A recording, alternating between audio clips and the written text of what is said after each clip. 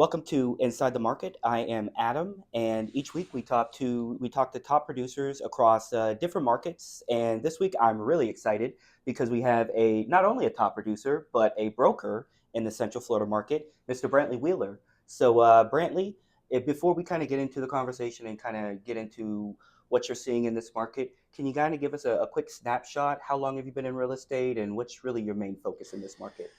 Yeah, no, thanks, man.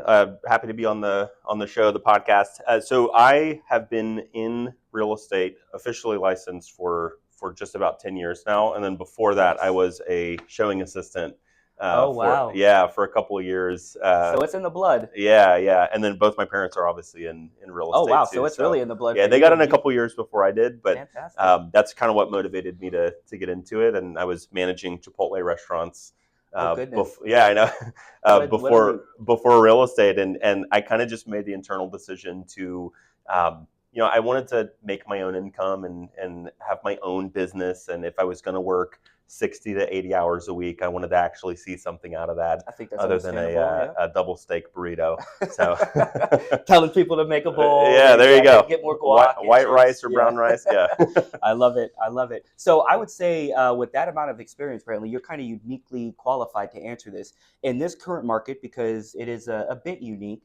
What do you think you're seeing as far as the biggest mistake people are making about the market in general? Well, so to clarify, when you say people, do you mean buyers, sellers, Um, just just general in general, opinions? just general opinions about the market, because I know we see a lot of stuff flying in the news based on the whole overview of the real estate market. I'd say probably the biggest mistake that people make is too much planning for what they think the next 6 months to a year or 2 years is going to look like. Okay. And you'll get both sides. Like you'll hear people, they'll make a plan for this particular person's going to get into office, or this particular person's going to be the next chairman of the Fed. And Yep. I think interest rate, and maybe they end up being right, but Hmm. just broad spectrum. I think if you have the budget, just make a decision on something. I love that. Just not don't put so much future planning into it that you end up. I mean, there's like a specific person that I'm, Fair and enough. I'm like, I You won't say have any them names. in I mind. won't say any names. Yeah. But this guy was like he was so convinced that a particular shift was going to happen in the Mm, market, and he's going to wait for prices to drop. yep. And I believe they are currently still renting from their parents, which again is totally fine. Hmm. You got to do what you got to do. But so he had like had all these spreadsheets, and here's what's going to happen with the market. And the house that we ended up saying no to has gone up like $200,000, and Wow. they've now been they've been Priced priced out of out the of the market. area. So Yep. I would just say if you have the ability, because not everybody does, but if you have the ability to buy or you need to sell something, making a decision right now is going to, I think, pay off a lot better than trying to track every single thing that's going on with interest rates. Mm. So I love that. I think a real simple way to say it is nobody has a crystal ball, yep, but we know what's going on in the market right now. that's right. And so I think those people, I've been speaking to people who have been waiting on the market to crash for a year and a half, Yeah, 2 years a lot now. of people our age too. Yeah. There's a lot of people. I would say I have this conversation more with the, I would say, sub 35 crowd. Okay. But I think the average first time home buyer 40 plus. is 39 Yeah. years old Yeah. in Florida. Average price home is like 420, Hmm. 425,000. So yeah, there's a particular desire to return to pre-COVID era pricing, and I just don't really see that happening anytime soon. The pricing has Yeah, hit a new normal yeah, in Central Florida. I would agree with that. So, kind of getting into pricing, and we went really surface level, kind of getting more into it. that's right. Buyers, where do you see buyers hesitating right now, Brantley? Um, Man, like where do I see buyers hesitating? I think probably the same, maybe hesitating on making a decision because of lack of information. I think Okay, this is a good opportunity for realtors to maybe put out more content like what kind we're of doing here. educate people. Yeah, I think just lack of Yeah. education is leading to a hesitation from buyers, and they're waiting a long time to finally be comfortable making that decision Okay. so I think again with like the earlier theme, just making a decision and talking to the people that you need to talk to that will help you make an educated decision, and then doing it, and then Mm. not being a forever renter, Yep. not renting a $2,500 apartment for the next 5 years while Yeah, you kind of think about buying something. So I would exactly. say probably the biggest area of opportunity for buyers would be just education. And Okay. I think that part of that falls on realtors to put out more. We try to, at our brokerage, we try to put out educational content. We like to do the entertainment stuff too because Yep. it's fun. It grabs It's the fun. attention. Yeah, Yep. Yep. exactly. But definitely an even mix of educational content. I love that. I think I was talking to somebody yesterday or the day before, and we were talking about the education piece. And we actually, the average age of a first time home buyer came up, 39, 40 years old. Yeah. And we were speaking about, I think that has something to do with the education Hmm. because you do talk to that buyer who's 35 or less, and you kind of talk about what it takes to become a homeowner. And once you sit them down and go through the process and Yeah. really kind of break it down into understandable terms, they realize, oh wow, it's a lot more achievable than maybe I expected or I thought it was, and this I don't have to wait five, Yeah. 10 years. I can make it happen Yeah. 6 months. I can make it happen now or a year. So I love that. I love that. That's right. So kind of speaking about buyers, do you see any specific mistake a lot of sellers are making in this market? Yeah. Yeah. Yeah. So I primarily work with sellers Okay. right now. And so I will say the sellers that are reasonable when it comes to pricing is like, you can have the most incredible marketing plan. You can Mm-hmm. have one of those big like blow up things Yep. outside The for inflatable 24. doll. Yeah, Yeah. exactly. You can have, I don't know, whatever silly option that you can Yep. think of. Yep.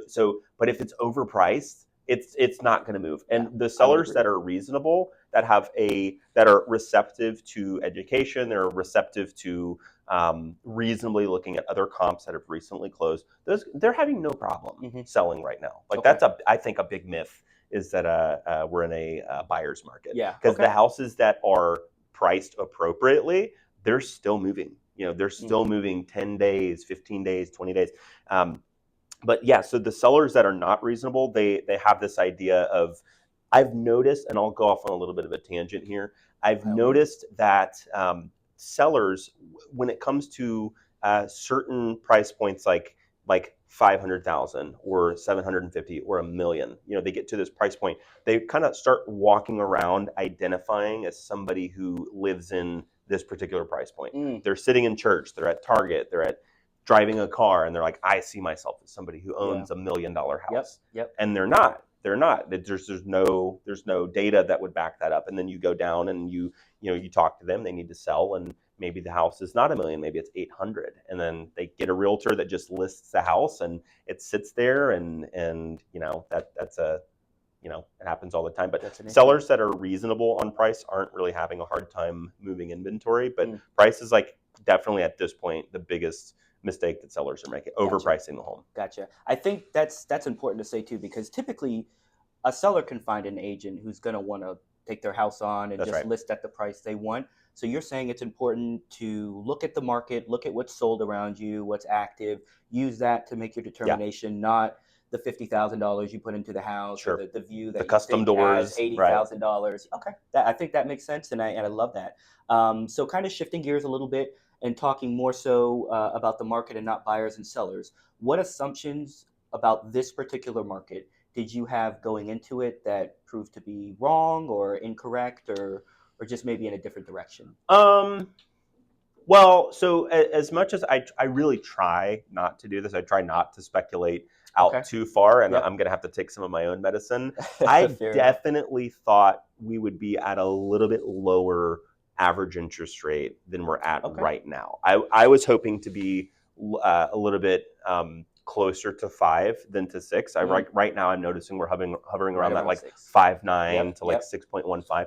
I was thinking by at this point it would be a little bit lower, so that was Okay. an assumption that I made that did not end up Was not panning out. Well, we correct. had two Federal Reserve meetings that I think there was nothing. they didn't do any Yeah. cuts, and I was thinking for sure that they would, but so that would be an Okay. assumption I had that didn't pan out. And so that's not obviously that lends itself to the buyer affordability Right. conversation. But was there anything that you had to adjust in your marketing or in your approach to the market based on that not necessarily going the way you thought?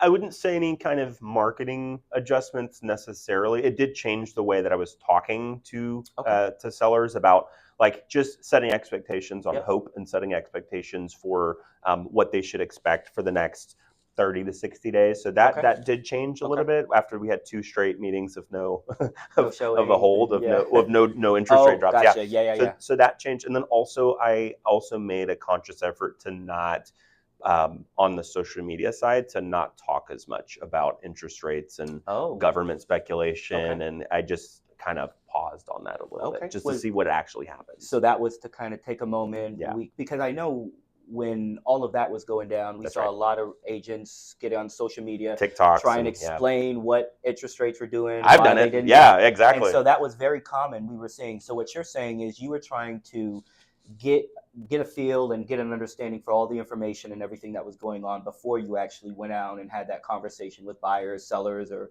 went online and started talking to other people. Yeah, I mean, it's at the end of the day out of our control Hmm. what the Federal Reserve decides to Yep. set the benchmark Unfortunately, so. rates for. So I kind of just stopped using that as any kind of rubric to think Okay. about what the next 3 to 6 months is going to look like, Okay. and went back to fundamentals on, hey, talking to a seller, hey, Mr. Seller, Mrs. Seller, this house just closed at such and such price. Let's price right it here. The So reality of just the back to market. fundamentals instead of I speculating. got it. I Yeah. got it. So talking about the clients, I know you said you do a lot of listings. That's your bread and butter right there. Um, what kind of listings or clients in general do you see yourself helping out the most in this market? So, well, I have two answers to this because Okay. I now I own a brokerage. So my business partner and I, we just started our brokerage at the beginning. Well, I say just started. It's been It's quite a been a while. year, a little over a year now. Yeah. Wow. So we, Congratulations. Do you want to get into the brokerage you started? yeah. Is that a question or Yeah, do you? so starting a brokerage, and I guess what I'll say is maybe not where you're finding your clients and what you're seeing in the market, but what are you seeing through the agents, especially on this high level? Yeah. Okay. So and the specific question is which. So how do we find the clients or which So clients are we what serving? clients are you serving most effectively, and what do you feel like your agents are seeing on the ground level? So okay, so first time home buyers. So I have an interesting mix in the brokerage. So we have Okay, nine agents at this point, and I congratulations, sir. thank you. I would say we have like approximately half of them are more veteran agents, and Okay. that's going to be sphere of influence. It's going to Hmm. be referrals. Those are honestly bread and butter transactions, even for them. Like the everybody wants referrals Yep. and sphere of influence. Yep. Those are a They lot of tend to fun. close a lot sooner too, or a Yeah, lot more exactly, and higher also level. just the general experience Yep. is you're spending less time developing the relationship and more time just going out and showing and having fun. Gotcha. But so anyway, so we've got the veteran agents who have a lot deeper sphere of influence and referral list, and then the newer agents. We're doing, I'm sure you've seen some of it, but we're doing a lot of content. So Hmm. like I have a calendar set up just for the brokerage where Oh we wow. have Monday is I won't go through the exact, it'll be boring for people to hear the details on it. Okay. But Yep. Monday is a specific type of post. Tuesday's filming day. Wednesday is we release whatever we had filmed the previous Tuesday. Thursday is like for opportunities. Fridays we have a specific post for Friday. But so like I'm also coaching the newer agents Mm, on treating. Again, it's going to sound cliche, but treating your business like a business, and don't just wait for an opportunity. Don't just wait for somebody to call you. You should be intentional about it. You should be posting. Um, you don't have to have like a template for exactly what to post, but treat it like a business. Post regularly. If mm. you want, for the younger agents, if you want more business, use what resources you have. You don't necessarily need to go out and door knock and buy flyers and all that. You can maybe start with what you can control and do social media posting, do a text post, use your story regularly, respond to people. So the older agents, the more veteran agents, sphere of influence, and referrals, and then for the newer agents, like we're really diving heavy into social media for Wow. lead gen. Yeah, I love that. I think that's really cool. Typically, as a broker, you don't see too often a broker getting really involved in the the growth of sales. their Yeah, agents and the sales and making sure they're posting on social media, making that's sure right. they're really maximizing their exposure. And as a new agent, I would see that being very valuable. Is that something you intentionally have decided as a broker you really want to like put that investment into your agents? What's the thought there? Yeah. It is. What the simplest version of it I can give is like so as a an agent. Okay, I have been a part of some wonderful brokerages. Hmm. You and I used to work together Yes, we did. on a sales team. It was some of the best years of my life as I far would as real agree. estate goes. I would agree. I definitely miss the camaraderie Yeah. sometimes with that, Yep. but anyway, like so. But I had also been a part of other real estate Yep. brokerages over the last decade, and what we are, both my business partner and I, what we're trying to um, create with our brokerage, obviously excellence, integrity. We want to have a good product. Mm. We want to serve our community. We actually care about leaving a company Mm. possibly to our children that they're proud of, and so we want to build a good functioning company Yep. that works as a standalone company. But as far as the culture of the company goes, we want to have a culture where veteran agents can come in and they can treat it like, we're all independent contractors at the end of the day, and nobody wants to have somebody breathing down their neck about.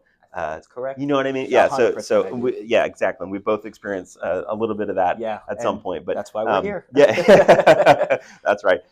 So anyway, so for veteran agents, like give them the tools and the systems and the resources, and trust that they're going to be able to follow through on what they need to follow through on. And then for the newer agents, like I would have loved to have had a broker when I was first starting out.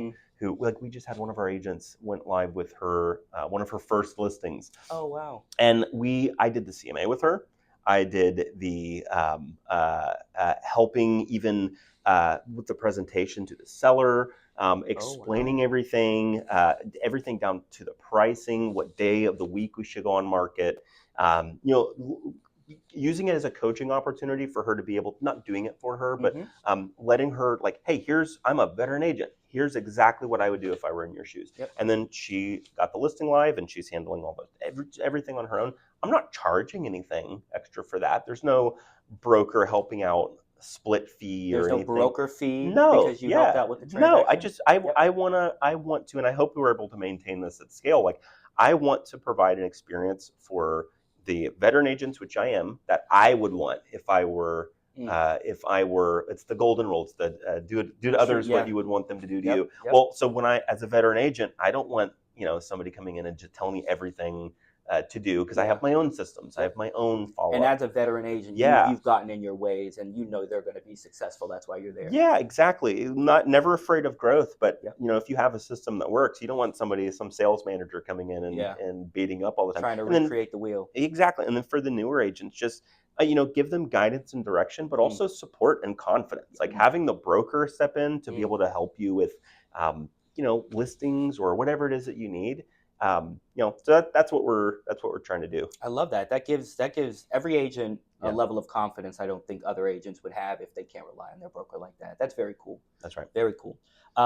So in this market, and especially with the being the broker and with the, I wouldn't even say newer brokerage at this point, have you guys started doing something or started a marketing platform or a lead gen strategy that you guys have had to kind of go away from in this market? I would say maybe it might be too early on, because I think that's one of the mistakes that people make is they not give it enough time. Yeah. So letting something possibly fail for not enough time, and then so like right now we have particular lead generating activities we're doing. We have different social media. We have we're starting it's kind of expensive, but this I don't know what it is, like a luxury folder that's like a trifold folder that we're going to be putting into 2 different luxury communities. So even if we don't get a response off of that, let it go for a couple of months. Yeah, those are hard to kind of dictate quickly. Most people, they need like 5 and 6. What do they call it? Touches. Well, maybe in 2026 we should take the word touches and let's rebrand this. Yeah, you mean it's not the 36 touch plan? That's right. That's right. But anyway, they need a couple of different opportunities to see because you never know. Like you could send something to somebody and they're like maybe 3 or 4 months away from making a decision, or maybe they're doing a job interview and they need like maybe 6 months to figure something out. So we're still early enough on to where all of the lead generating activities we're doing, we the ones that aren't performing well, we still want to give it a little bit of time before we pull the plug on it. And so I think that's important to say is that you don't think there's been enough time, because I think a lot of agents will spend a couple bucks bucks, That look at immediate this, an reaction. immediate Yeah, reaction because they expect that's immediate right. results. And so that's very important. And I think that's the tenure in you saying, let's give it some time and let's understand. Do you have a thought or a certain time frame that you think is adequate to say after this time it should be productive, or is it just it's different for every strategy? Um, I mean, there's enough like so we'll get hyper focused on one specific one. So if you're Hmm. going to do a mailer campaign, Hmm. you need to send out. And there's a lot of really interesting tech right now, like it'll gauge specific sellers in a neighborhood, like Yep. what their likelihood, what their How sell long score they've is. been there, Yeah, how exactly. engaged they are online. Yeah. Exactly, Yeah. exactly. But so say you just do like a mass mailer campaign and you pick one neighborhood. You pick John's Lake Landing. Hmm. And that's the neighborhood that you're sending mailers out and say there's 500 houses. You need to have enough budget and enough wherewithal to go at least 3 months, 4 months. And Okay. this is sending out maybe biweekly or monthly letters. And that's possibly going to be, $500 to $800 per month Mm. to market in there. But nobody's going to just pick I don't do that. I don't make Yeah. big decisions based on just getting one flyer. And I think a lot of times when realtors are putting out either content or they're putting out marketing strategies, I think they have such like a microwave expectation on That's a good results, way to put it. but they don't do that in their real life. Yep. Like if you're buying a car, you don't just randomly It's not a purchase a snap car. decision. Yeah, so you need to have for like a mailer campaign, you need to have like a good 6 months in the community to really get a foothold. Mm. So if you're going to start a campaign, it's a total waste of money unless you're willing to follow through on it for a couple of months. With social media, it can be a little bit different, like with boosting certain content that you can see like real-time analytics Yeah, on you it. can see But the back end of that. yeah, I think just the golden principle on that is first of all, don't expect immediate results from it. We've even seen with our social media, like I track um, uh, every day, sometimes multiple times a day. Gotcha. Yeah. I'll go in, I'll see how many seconds people are spending watching a video. Oh wow. Yeah, That granular. Okay. yeah, like how many seconds are they spending? At what point during the videos are they liking it? Mm. So I'll get really fine tuned on it. But that kind of gives you the idea of, okay, if they're liking it at this point or this hook got them, let's do more of that. That's exactly right. So I'll go in, and if my videos have kind of changed a little bit Hmm. over time, the content's still me, but like the way it's edited maybe, or when I'm introducing what the hook is or how the hook is worded, it changes based on how past videos are performing. So it's all a little bit different. You just have to, I think, have a healthy expectation of, hey, you're not going to get business off of this right this very second. You're not going to post the video and immediately get 100 Get a people outside. listing Yeah, appointment straight off exactly. of that. Yeah. It would be awesome, but Yeah. that's just so have wherewithal Okay. and also healthy expectations. Okay. Gotcha. That's I think that's a very valid answer. Kind of going into the market right now, I know we touched on it as a seller in general. If I were selling my house, Brantley, tomorrow, would the biggest piece of advice you have for me to get that bad boy sold, would it be price, or do you have something specific that you give me as far as advice? Yeah, that's also a great question. It again, I think it's going to depend on the type of house. Okay, so like if you had a farm, for example, say you had 10 acres and it was you had a horse barn and you had this and you had this, there might not be enough comps for me to say, hey, here's exactly how long it's going to take to sell it at this price. But on the flip side, if you had a new construction house or most people that live in Claremont live in a neighborhood. So if you have a neighborhood that has comps, pricing it appropriately, staging it, make sure little things like some realtors, they get really, they want the client to like them so much that they end up doing a disservice and not saying, hey, Mr. Seller, Mrs. Seller, your whole house smells like cats. Yeah. So somebody else is going to say that. Yeah. So you gotta say it in a nice way, but being honest with them. So like if the house is staged appropriately, if it's priced appropriately, don't take photos with your phone, please. I might start a whole. That might be the golden rule of real estate right there. Okay. I'm seriously considering opening up a Instagram page dedicated to like crappy photos. Yeah, like listing of the week. It's a realtor that's gone in and they're like in the picture in the mirror, or you can see their shadow. Yeah, so like okay, so put out a good product. Mm-hmm. Okay, so like if the photos are good, if the marketing remarks are good, if it was priced appropriately, these are the things that a good listing agent should be telling the seller, and then setting expectations for um, how long they should expect to be on the market. Okay. Yeah, so you're selling your house tomorrow. Those are the three things that I'm hitting on. Okay. I love that. I think that gives me a clear runway to get things sold. I know you said you don't necessarily the listings are your bread and butter, but kind of switching gears and going to the buy side. If I was a buyer, Oh yeah. what kind of advice would you have if I was looking to buy a house Oh today? man, realtors are gonna hate me. Yeah. New Shoot. construction. Okay. New construction. Okay. It is on fire right now. Yeah. So for example, with new construction we're gonna get again focused on Lake County. Okay. There's like 9.5 to 11 months of inventory sitting on the market. Mm. And the conversations I'm having with builders, they're dropping their prices like 20 grand, 30 grand, 40, $50,000 community wide. Wow. So that's awesome. And then they're also giving incentives. They're giving $25,000 closing cost incentives. So on top of dropping the prices, Yeah. they're giving incentives. Yeah. Wow.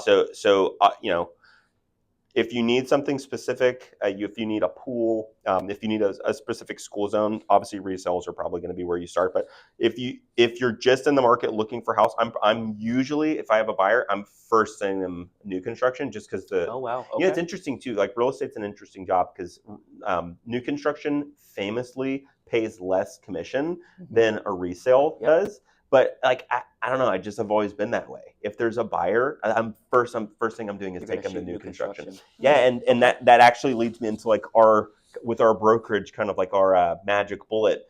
So we just opened up a title company. Oh, okay. Yeah, so we just opened up a title company within the last couple of weeks. There's 2 attorneys that we partnered with in Claremont. Very cool. Yeah, thanks, man. We've got office space in Claremont. We've got a closer, but we don't have any fees. So there's no settlement fees. Wow. So there's no settlement fees. There's no like, you've seen enough settlement statements. Yep. You see on there, they'll be like It's not zero. No, it's like you'll have like a $500 to $1,000 settlement Correct. fee. You'll have a $600 document handling fee, a bunch of mobile closing, notary, whatever fees, Yep. and we don't have any of that. So what's cool with new construction is almost in every case, the builder will allow the buyer to choose their own title company to close. And when a buyer uses the builder's title company, they end up paying double settlement fees. So when a buyer's going in to purchase new construction, they use the builder's title company. The buyer pays both sides of the closing cost. What the seller would pay in a traditional sale. That's right. And the buyer. That's right. Yeah. So with our title company, we don't have any fees at all. So they're saving a couple $1,000s. Wow. So like you'll get under contract on a new build, you'll get the $25,000 closing cost credit, and you get to not use $2,500 to $3,000 of that just for settlement fees. So you end up that closing cost credit stretches out. It goes further than if you just use the default title company. Wow. So I could see a title company like yours being a great advantage Yeah. to a lot of buyers, because I know being in the market, you do run into your first time home buyers or somebody like that who the classic verbiage is debt to income ratio. Sure. What goes out every month versus what comes in, and they could be right on the cusp. Yeah. And you're talking about $1,000 or a couple $1,000 in savings. So I recently I almost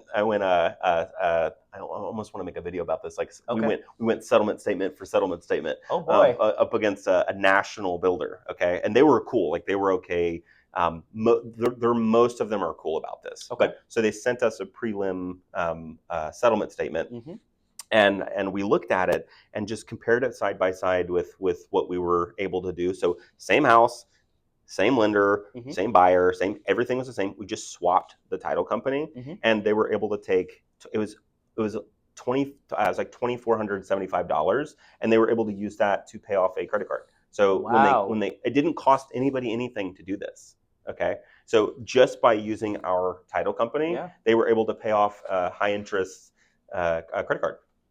So or they will be when it closes. Make their financial situation better, get the house they want. That's right. All because they use just the by right using just by using us as a title partner. And if somebody were looking to maybe use the title company in their transaction, is that a possibility? Yeah, absolutely. We want that. Yeah. So like any agent, any broker, even if you're refinancing, anybody can use in Florida our title company. It's called Sol Title, SOL Title, and we're in Claremont. Okay, perfect. Yeah. And I'll make sure we link that down below as well. But that's very cool, Brantley.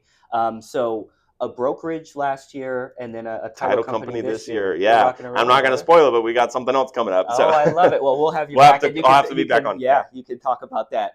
Perfect. So we got some advice. If I were looking to buy, if I were looking to sell, I think I got very solid advice to go ahead and make the purchase. If I'm going to buy, I'm going to use your title company and save a couple There you thousand go. dollars. So you're obviously a very productive person. Like we just said, you opened up in the last 2 years. You've opened up 2 companies, and you've got more coming. You're a top producing agent. Um, let's get into the story of you. I know you said you have family who has been in real estate. You've been around real estate for quite some time. What made you ultimately want to get into real estate and be a realtor?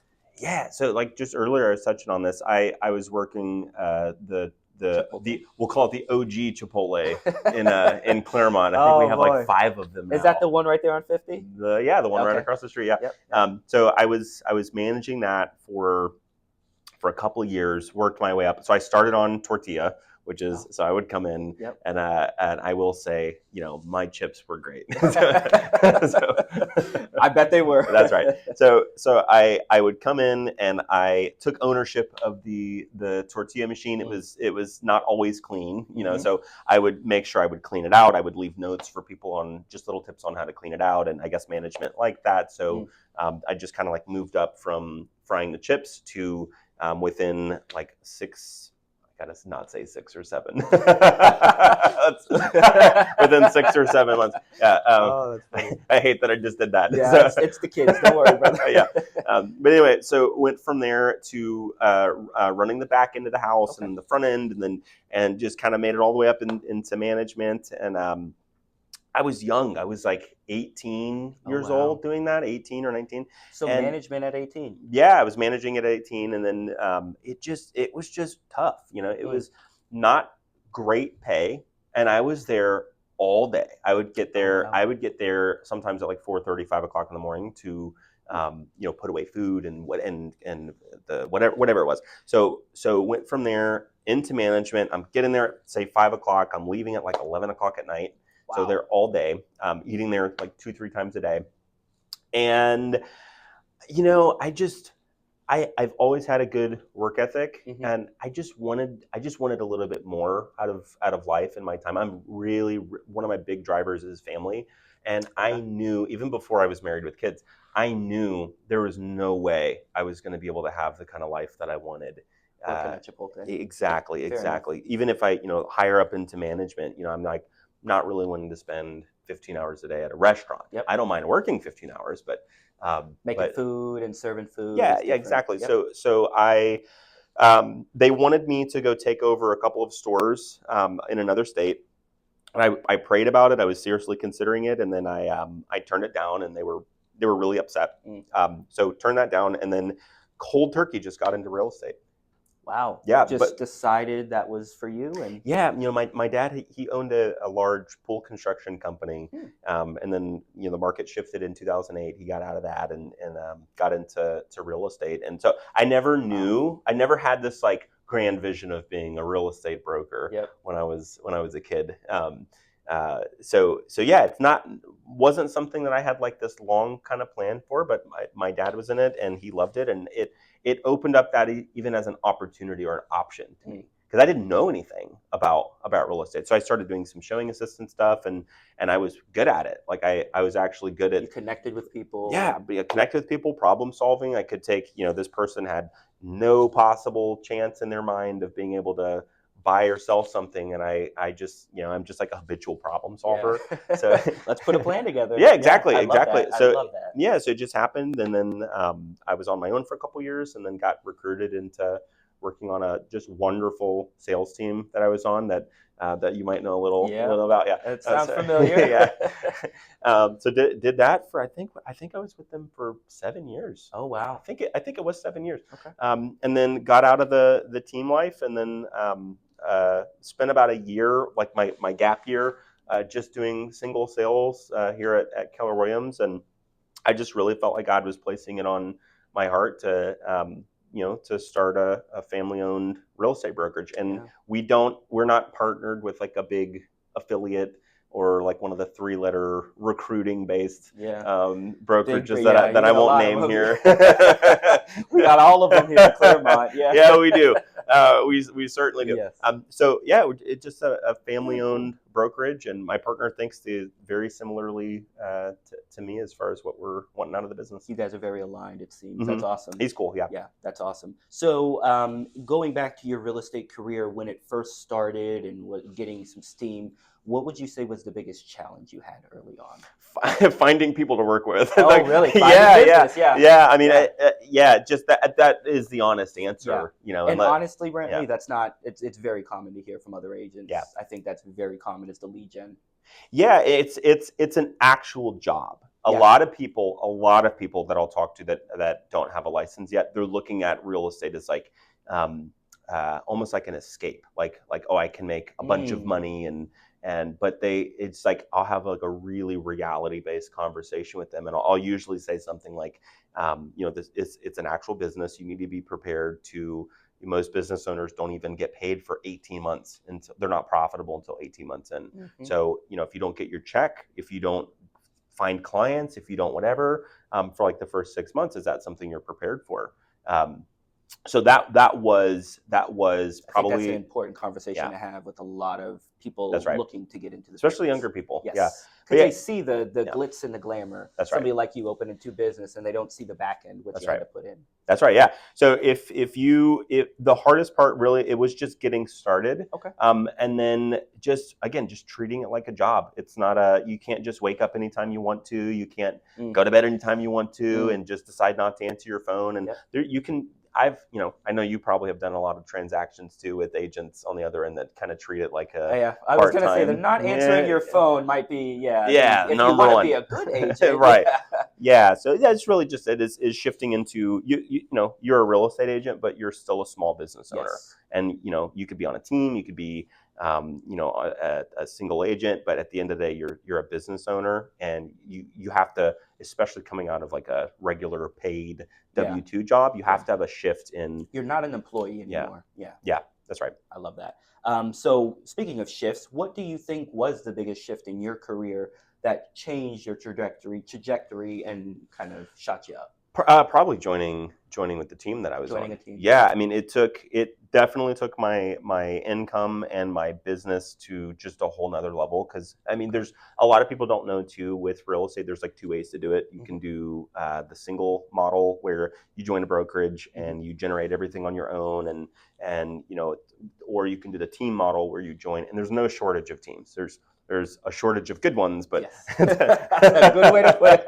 but um, Yeah. but yeah, so you can either join a team that usually does the lead generation, and Hmm. so anyway, when I joined the team, I felt like by the end of my time with them, I felt like I had just been paid to go to school to get a master's Oh, degree wow. in real estate. Like, you know, even in life skills like public speaking, I would be really nervous to do any kind of public speaking, or even like what we're doing here now, Yep. before I got into the team, because it was, I went from maybe closing 10 transactions a year to on the team. I remember what it was at. It was significantly more than 10 Then 10. transactions, Yeah. and I was going on hundreds of appointments, and you just kind of like lose your fear of people, Yeah. and you lose your The fear more of. you do it. Yeah, exactly. So as the income went up, but also just the confidence and the skill set, and I feel like by the end of it, I was like, oh, this is exactly what God had planned for my life, is Mm.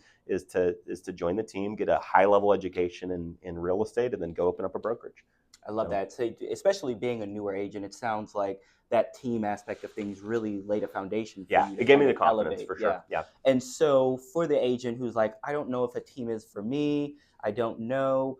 Do you think having a brokerage style like yours, it sounds like yours is very team oriented, even if agents are independent? Do you think that would be another alternative, or what would your thoughts be there? Yeah, that's something that we've actually talked quite a bit about, because we're doing. I will. There's only so much lead gen that the brokers can do for. Mm, It's not like we do lead gen. yep. So my business partner and I, we both do daily lead gen Oh for the wow. brokerage. So Okay. we'll pass out deals. There's a couple of really great deals that we were able to give our agents inside of the office, Mhm. and we're also pretty competitive as far as our splits and everything goes. So it is a good model.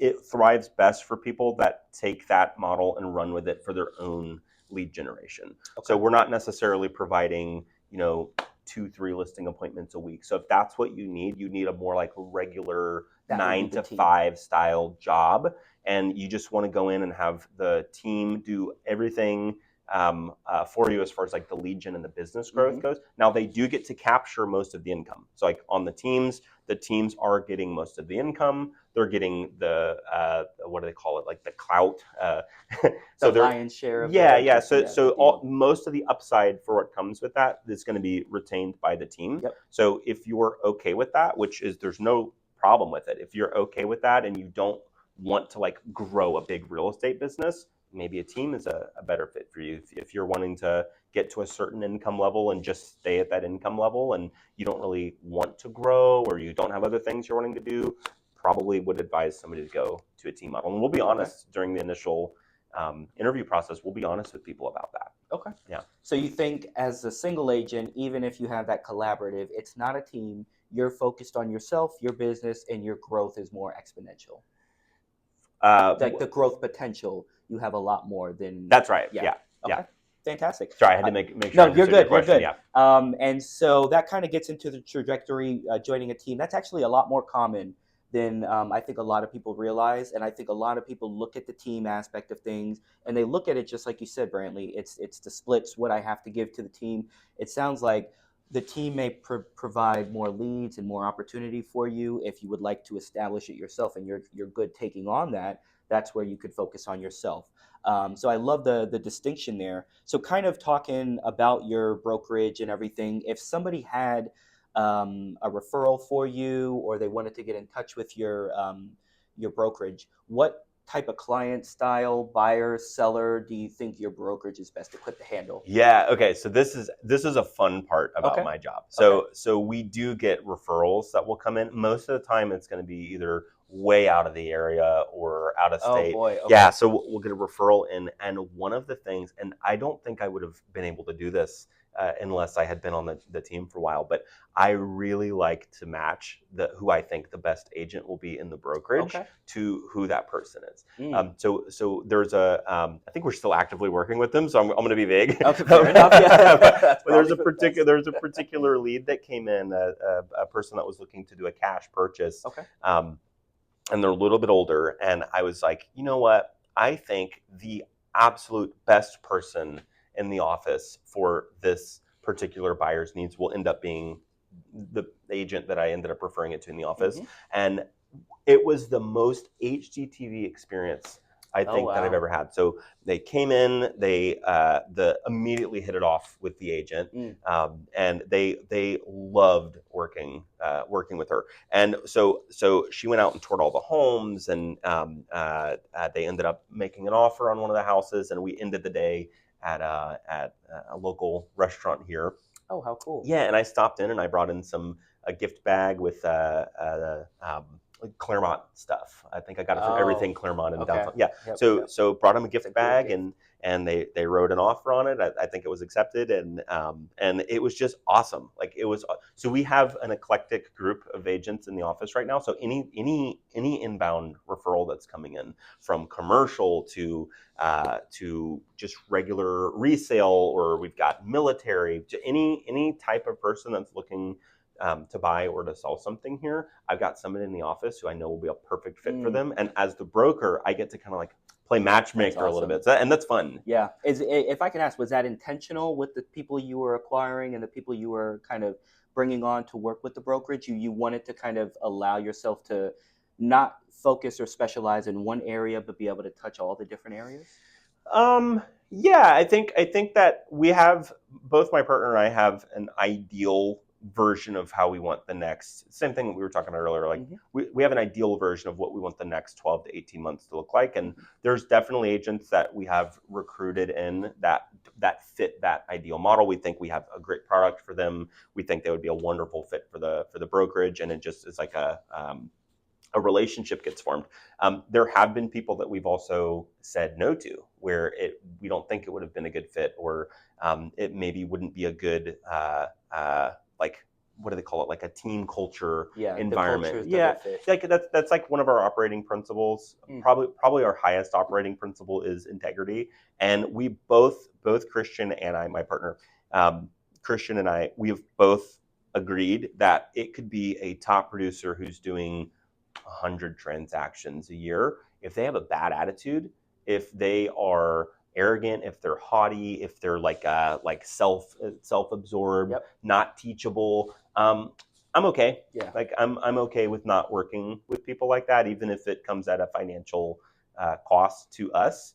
I would rather keep the peace in the office, and also have a company that I'm proud of, and a group of people that I just really enjoy working with. So well, I would say that for comes first for us. Those kind of agents, and we're not here to talk bad about agents, but they exist. And so I think the short-term loss that you may have from saying no to them, or letting them go, or whatever that looks like, I think in the long term, what they could, because a bad attitude as an agent who is a top producer can affect that newer agent who came on, who could have been a fantastic agent, or it could affect that other veteran agent who isn't doing as good. So I think that's fantastic, because we see the teams who are more numbers based, just hire on everybody you can, all the agents you can, and they don't. They are not as, the culture isn't as strong as what I'm seeing over there. So that's fantastic to see. And so just kind of touch a base about the brokerage again. What do you think is the best way for somebody to reach you for a referral? Probably social media. I mean, Social media? It's probably easier than texting or calling or an email, just because it's fairly ubiquitous. So most agents are going to have social media. So and we're pretty quick with it. So just reaching out by social media, or just texting is fine too. But probably the fastest would be Instagram. Yeah. Anyone Instagram? Instagram. Okay. Yeah. Gotcha. That's we kind of have all of it. Like we just started a TikTok, but Instagram's like the main platform that we're using, and everything kind of goes out from there. Fantastic. Last question for the day, Mr. Wheeler. Who are 1 to 2 strong agents you think, based on the conversation we're having right now, that would bring a great perspective to the podcast? Oh man, who have you had so far? Like what kind of? So far, it's been we've had like Chad Clark. More coaching aspect. We've had Brian Patiz, who gave a similar talk, more going from a team aspect to a single agent. And so that's really where we're at. Paul Duhan is another one we're going to have. So that's where we're at. Miss Brandy Matheson. Oh, nice. So nice. That's where we're at right now. Okay. Well, I know that, so this might be self-serving, but my business partner, I would think he would be a great interview, because he does a lot of property management too. So he has a separate company that does property management. And that's a whole, like I've had a lot of people that I've had to refer out over the years for property management. And good ones are hard to find. Yes, they are. So he would definitely be a good interview. And then I think you should, and I know she would do it, but Miss Rodelli, Rodelli Winters. I would definitely. She's awesome. Okay. I'll reach out to them, but maybe you could assist and make that connection. That would be great. Fantastic. So each week we sit down and again, we sit down with top producers across different markets to really see what they're seeing aside from the headlines. I think Mr. Brantley brought a great perspective, both from a broker standpoint and also a veteran agent who has seen the highs and lows of different markets. If you're somebody who really enjoyed this conversation, feel free to subscribe so that you can hear more. Brantley, I want to say thank you for your time, and I really enjoyed this conversation, sir. Great talking to you, brother. All right, brother.